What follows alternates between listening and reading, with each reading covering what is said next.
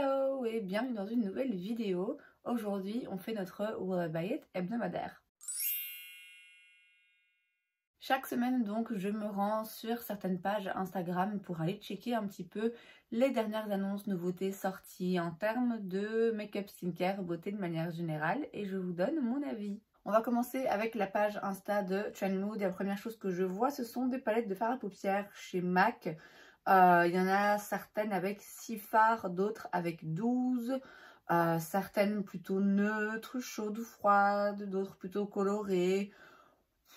Oui, c'est ma foi de base, c'est intéressant dans une marque d'avoir un panel comme ça, on va dire, de palettes différentes, aussi bien en termes de taille que d'harmonie de couleurs. Après, est-ce que chez MAC c'est nécessaire? Est-ce qu'il n'y a pas déjà un peu ce qu'il faut? Bon, voilà, c'est rien là particulièrement moi qui m'intéresse. Chez Merit, on a une nouvelle huile à lèvres. C'est jamais que la 15e fois depuis 3 semaines, je pense, qu'on parle d'une nouvelle huile à lèvres. C'est clairement ce que font absolument toutes les marques. Donc là, vous avez 4 teintes. Alors, c'est toujours très légèrement teinté, hein. C'est 24 $ chaque. Merit, j'en ai déjà entendu un petit peu parler, mais je peux pas dire que ce soit une marque qui m'attire particulièrement. Chez MAC, toujours, on a une nouvelle poudre dans la gamme Studio Fix. C'est la Pro Set and Blur Weightless Loose Powder. C'est donc une poudre libre pour fixer le maquillage et flouter le teint. C'est 36 $. Vous avez plusieurs teintes. Oui, voilà, bon, c'est une poudre libre. Moi, perso, j'ai déjà ce qu'il faut. Je peux pas dire que ça a l'air forcément très différent de ce qui se fait déjà en termes de poudre libre. Donc encore une fois, est-ce bien nécessaire? J'en doute. Chez Elf, on a 3 nouveaux produits qui imitent des produits de chez Charlotte Tilbury. De nouveau, hein, un truc ces derniers temps que toutes les marques font, je sais pas pourquoi. Bah, sûrement parce que ça se vend. Hein. C'est donc les Halo Glow Beauty Wands. Vous avez une gamme de bronzer contour, une gamme d'highlighter et une gamme de blush. Ils coûtent 9 $ chaque, donc j'ai envie de vous dire que si c'est un format qui vous intéresse, vous pouvez avoir un de chaque pour un prix qui sera toujours moins élevé que si vous achetiez un seul de ces produits Charlotte Tilbury. Donc bon, le compte est bon, j'ai envie de vous dire. Après, je connais pas la qualité, je sais pas la formulation, est-ce que vraiment ça vaut le coup? Est-ce que vraiment c'est quelque chose qui se rapproche de Charlotte Tilbury ou est-ce que c'est juste une question de packaging et de tendance? Allez savoir. Je suis un peu curieuse quand même. Je suis curieuse parce que j'ai de nouveau envie d'acheter du maquillage, j'ai de nouveau envie d'essayer des choses juste pour le fait de les essayer. J'ai envie d'avoir du nouveau make-up, quoi, que je puisse utiliser et tester et qui me donne envie, en fait, voilà, simplement d'utiliser des trucs un petit peu neufs dans ma collection. Donc, pourquoi pas? Je pense de plus en plus à passer commande directement sur le site Elf parce qu'il y a un site Elf Europe, auquel cas, ben voilà, je ne paye pas de frais de douane. C'est vendu chez Beauty Bay, c'est vendu ailleurs aussi, il me semble. Mais bon, clairement, autant aller chez Elf directement. Donc, il n'est pas impossible que ça débarque sur ma chaîne, ça. Chez Tower 28, on a un nouveau blush. Ce sont leurs blushs crémeux, un peu type baume, comme ça. Là, c'est la teinte Party Hour, qui est une très jolie teinte. Je suis pas sûre que ce soit le genre de teinte qui me va le mieux au teint, même si c'est très joli et ça donne envie. Je voudrais bien essayer aussi ces blushs de chez Tower 28 parce que j'en entends dire beaucoup de bien. C'est pas la teinte que je prendrais, mais c'est bien d'avoir un petit peu de diversité. Chez MAC, encore une fois, alors là, on les arrête plus. On a le Squirt Plumping Gloss Sticks. Je m'interroge sur le nom choisi, mais bon, c'est pas grave. C'est un baume à lèvres avec 10 teintes. Ça va donner un effet repulpant aux lèvres. Bon, alors les teintes, c'est très légèrement teinté. Ça m'a l'air un petit peu patchy, mais bon, à voir à l'utilisation. Bon, ce genre de produit swatché, ça donne rarement quelque chose de joli. Je suis assez curieuse parce que la texture a l'air intéressante. Pourquoi pas, si je tombe dessus en magasin, je swatcherai peut-être bien, et si je tombe amoureuse de la texture, pourquoi pas. J'irai pas l'acheter à l'aveugle, ceci dit, parce que bon, en soi, je suis pas convaincue de l'utilité de ce produit dans ma collection. Mais oui, au moins ça a l'air un petit peu différent, quoi. Chez Trixie Cosmetics, on a une collaboration avec la Ganja Estranja. voilà. Vous avez donc des produits pour les lèvres, une petite trousse. Vous avez surtout une palette là avec 12 fards, palette assez colorée. Voilà, oui, c'est joli, c'est des couleurs, c'est rien de vraiment neuf. Donc ouais, là, ça me parle pas particulièrement. Colourpop fait de nouveau un truc que je déteste. Ils ressortent des produits qui existaient déjà en les ayant reformulés. Franchement, à chaque fois, je doute en fait de la réelle reformulation. Est-ce que vraiment il y a un changement ou est-ce que juste c'est presque le même produit? On a changé une virgule pour légalement avoir le droit d'appeler ça une reformulation, mais c'est juste un packaging légèrement différent et c'est juste une opportunité de vendre d'autres choses. Voilà, je suis quand même toujours sceptique. Après, je dois bien avouer que ouais, des crayons comme ça, des liners gel, 7 $ dans une quantité de couleurs quand même assez importante. Ouais, ok, c'est joli, c'est intéressant. Le compte est bon encore une fois. Mais d'une part, bon, même si j'aime bien collectionner ce genre de choses, bon, toutes les couleurs sont peut-être pas nécessaires. Et d'autre part, comme j'ai dit, est-ce que les anciens n'étaient pas suffisants? On a un nouveau petit kit de favorites chez Sephora. Il y avait déjà un nouveau qui était sorti la semaine dernière. Là, c'est le Self Care Sampler. Donc, ensemble d'échantillons bien-être. Et il y a aussi le Clinical Must-Haves, donc essentiel de qualité professionnelle. Alors, le premier coûte 69 $. Il y a 12 produits à l'intérieur, dont 2 full size. Et le deuxième coûte 60 $, 13 produits à l'intérieur, 3 full size. Ouais, principalement skincare. Donc, ouais, ça me parle pas trop. En fait, c'est pratique hein, en soi d'avoir des produits en petit format comme ça pour les essayer. Parce que c'est vrai que le skincare, bon, il peut y avoir des produits qui sont absolument géniaux et qui sur vous, bah voilà, ça fonctionne pas parce que chaque peau est unique. Après, comme c'est souvent le cas dans ce genre de kit, moi je vous encourage hein, à chaque fois à bien vous poser la question concrètement. Est-ce que vous avez réellement envie de tout utiliser, de tout tester? Et puis dans le skincare, je trouve que quand même parfois vous avez des petits formats qui sont tellement petits que finalement vous n'avez pas vraiment l'occasion de tester les produits du skincare. Il faut quand même l'utiliser à répétition pour vraiment voir un effet. C'est pas en utilisant une fois une crème qu'on peut se dire si ça fonctionne ou pas. Mais enfin voilà, quoi qu'il arrive, c'est pas le genre de set que moi j'affectionne particulièrement. Chez Maybelline, on a des nouvelles teintes dans le Lifter Gloss, qui est un gloss que je n'ai plus. J'en avais un. Il me semble que je m'en suis débarrassée quand j'ai fait mon gros tri avant de déménager. Avec le recul, j'aurais peut-être dû attendre avant de faire ce tri, mais bon, qu'importe. Il y a donc 5 nouvelles teintes et il y en a une, là, le rose clair, qui me tente bien, il me fait un petit peu de l'œil. C'est toujours un prix abordable, hein, c'est pas le moins cher qu'on puisse trouver, mais ouais, pourquoi pas me laisser tenter par ce gloss de manière générale parce que je l'aimais bien. Et du coup, bah oui, pourquoi pas tenter une de ces nouvelles couleurs. Chez Tom Ford, on a une nouvelle collection, c'est la collection Soleil. Et là, pour le coup, le compte n'est pas bon. Je vois pas les prix indiqués, mais je le devine.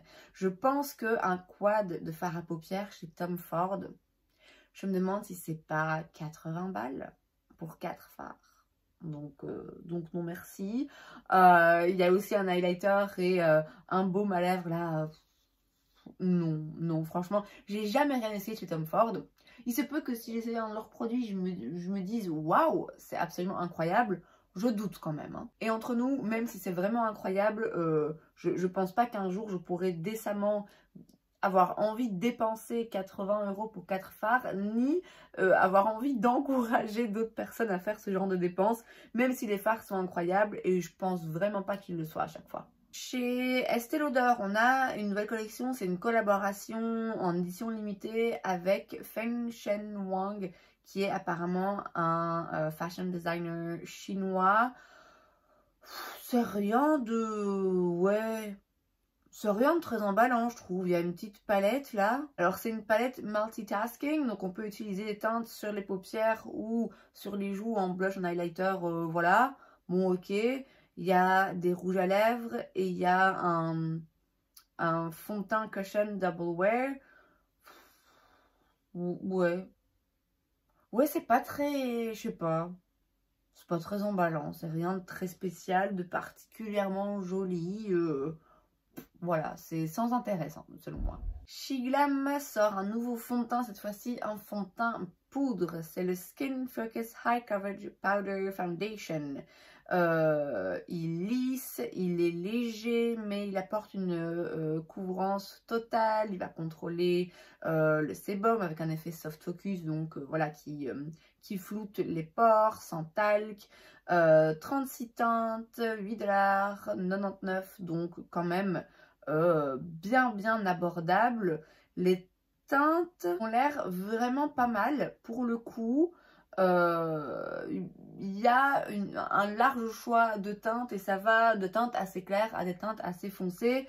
Bon, après, je ne saurais pas comme ça dire est-ce que les sous-tons sont corrects ou pas, hein, mais en tout cas, il y a pas mal de teintes. Donc ça, c'est quand même bien. Je vais pas vous mentir, je suis assez curieuse. De nouveau, hein, j'avais un fond de teint chez Shiglam dont je me suis débarrassée, mais que j'aimais beaucoup. Mais simplement, je pensais que je l'utiliserais plus.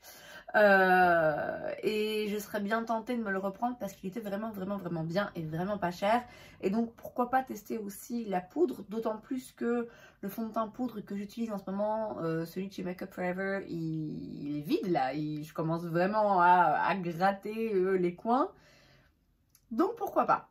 On a une collaboration entre Ardell et Sephora. Alors ça, à mon avis, c'est Sephora US uniquement, puisque c'est donc des faux cils.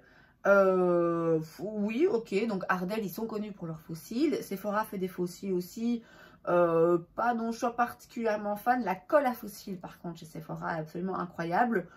Voilà, moi, les faux cils, je vais bien avouer que j'en mets très rarement. Il y a quelques mois d'ici, j'avais eu une phase où je commençais à savoir plutôt bien les mettre, ou en tout cas ça me faisait moins peur et donc j'avais plus souvent le réflexe de le faire. Et puis bah, du coup ça me permettait de faire des looks un petit peu plus extrêmes aussi et mettre des faux cils un peu intenses. J'en mettais aussi parfois juste vers le coin externe, mais c'est vrai que là ça fait longtemps que je n'en ai pas mis, donc je suis pas prête à réinvestir dans l'achat de faux cils, j'en ai encore, donc d'abord je vais recommencer à utiliser et après on verra si j'ai envie d'en racheter. Alors, la marque Flower Nose, que je ne connais pas, le nom me dit quelque chose, mais je ne connais pas vraiment, sort une collection printemps-été 2023, The Moonlight Mermaid Collection. Il y a un petit peu de tout. Alors en fait, ça m'intrigue, ça me perturbe parce que pour moi ça ressemble à une collection plutôt d'hiver. Ça me fait plus penser à la Reine des Neiges qu'à une sirène, vous voyez, enfin voilà, il y a un petit peu de tout, il n'y a rien qui m'intéresse particulièrement, je vous dis en plus, je suis pas vraiment familière avec la marque. Je voulais surtout en parler parce que quand j'ai vu l'image, je me suis dit, ça c'est un lancement hiver ça? Bah non, printemps-été. Chez Tarte, on a une nouvelle teinte dans leur blush tape, donc leur blush tape c'est l'équivalent, l'imitation hein, de nouveau de Charlotte Tilbury avec l'embout mousse là. Donc là c'est simplement une nouvelle teinte, c'est la teinte Cherry qui est bien rouge, bien intense, donc ça c'est très bien pour les peaux foncées.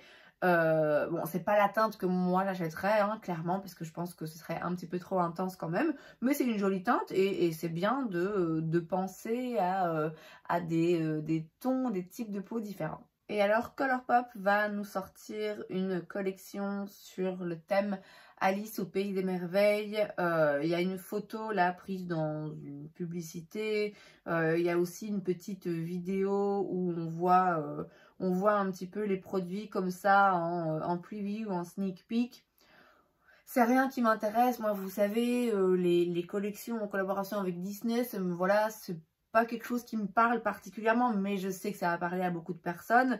Et en l'occurrence, ouais, les produits, les couleurs, là, ouais, pareil, ça m'inspire pas particulièrement non plus. Allons maintenant faire un tour sur la page de Trendstopia où la première chose que je vois ce sont des nouvelles palettes d'highlighter chez Beauty Bay qui coûtent 16 $, donc prix tout à fait correct. Vous avez l'harmonie Golden Glow et l'harmonie Peachy Glow. Alors, en fait les deux m'ont l'air un peu foncés. C'est-à-dire que je me vois pas acheter une de ces palettes et vraiment utiliser les trois. Vous voyez ce que je veux dire? Ouais, en plus de ça, quand je regarde les swatchs et les photos de près de la texture, comme ça, on dirait que c'est un peu une texture baked, qui me dérange pas, hein. Mais là, en l'occurrence, ça me... Ouais, moi je suis pas fan. J'ai jamais rien testé dans la gamme teint chez Beauty Bay, non, hein, je dis pas de bêtises, non. Je serais curieuse de tester leurs produits parce que c'est des produits assez bon marché et que leurs fards à paupières sont quand même vraiment bien. Donc je serais curieuse de voir ce que leurs produits teints peuvent donner. Mais pas en palette comme ça, parce que je sais que je me servirai pas de la moitié, donc autant prendre un highlighter seul et être sûr que c'est une teinte qui me convienne. Chez Catrice, on a une nouvelle collection, c'est la Secret Garden Collection. Vous avez un pinceau pour le teint, ainsi qu'une palette pour le teint, des rouges à lèvres et des huile à lèvres. Bon alors pour le coup, si vous voulez acheter une huile à lèvres, franchement autant aller chez Catrice et la payer 10 fois moins cher qu'ailleurs. Même si bon, après je sais pas ce que ça donne en termes de qualité, hein, mais bon, de toute façon moi voilà, les huiles à lèvres c'est pas forcément quelque chose qui m'intéresse particulièrement. Cette collection, je trouve qu'elle fait quand même très cheap. Alors Catrice c'est pas cher, vraiment pas cher, et à partir du moment où c'est pas cher, c'est vrai que je m'attends pas à un packaging de fou, et en soi on s'en fiche. Mais là, en fait, on dirait qu'on a collé des vieilles images de fleurs. Ouais, c'est pas très joli, quoi. Je trouve qu'il y a moyen de faire des packagings très bon marché, très simples, sans pour autant que ça fasse ouais, pas joli comme ça, un peu vieux make-up, quoi. Chez Danza Myricks, on a des nouvelles teintes de ces Color Fix, c'est des nudes. Vous avez 12 nouvelles teintes, ça coûte 18$ chaque. C'est des produits crémeux multi-usages qui peuvent s'utiliser sur les lèvres, sur les paupières, sur le teint. Elle en a de beaucoup de couleurs, elle en a des mats, des brillants, j'en ai un d'ailleurs un petit peu métallique. C'est des produits qu'il est intéressant d'avoir, je pense, soit quand vous voulez faire un look très monochromatique, soit quand vous êtes make-up artiste. Mais clairement, je pense que pour un utilisateur lambda au quotidien, je pense pas que ce soit les trucs les plus faciles à utiliser, ni les plus utiles en fait. Donc voilà. Mais c'est tout à fait cohérent hein, dans la continuité de sa marque, donc c'est intéressant. Mais c'est pas quelque chose que je vais acheter, je le sais déjà. Chez Bobbi Brown, on a des nouvelles palettes pour le teint avec highlighter, blush et contour, bronzer. Ouais, c'est joli hein, en soi, le blush orangé comme ça, là, il a l'air très joli. Bah ouais, c'est rien... c'est rien de très particulier. Et puis moi, les palettes pour le teint, je sais très bien, j'en ai déjà, je les utilise pas parce que j'y pense pas. Donc je vais éviter d'encombrer mes tiroirs avec encore plus de choses que je vais pas utiliser. En plus, Bobbi Brown, franchement, c'est cher. Hein. Et enfin, chez Tarte, encore une fois, on a un nouveau produit, c'est le Maracuja Juicy Shift Blush. Il coûte 30$. Vous pouvez avoir un bundle pour 32$. Vous avez un blush et un pinceau. Il y a 4 teintes. Alors ils disent que ça réagit au pH de la peau pour devenir une teinte un petit peu unique, adaptée à votre carnation. Hein, on sait bien ce qu'on pense de ce genre de trucs. Ça a l'air d'être une texture un petit peu baume et ça va pas me plaire. Je le vois, hein. Rien qu'en voyant la texture dans le pan, je vois que ça va être un truc qui va être trop collant pour moi. Leurs blush Amazonian Clay qui ont dans le même format mais en poudre, ils sont géniaux. Ça je sais déjà que je vais pas aimer. Et c'est donc tout pour cette vidéo, j'espère que ça vous a plu. Si c'est le cas, n'hésitez pas à laisser un like. Vous pouvez aussi vous abonner à ma chaîne parce que c'est gratuit, donc pourquoi pas. Et moi, je vous vois la prochaine fois. Bye!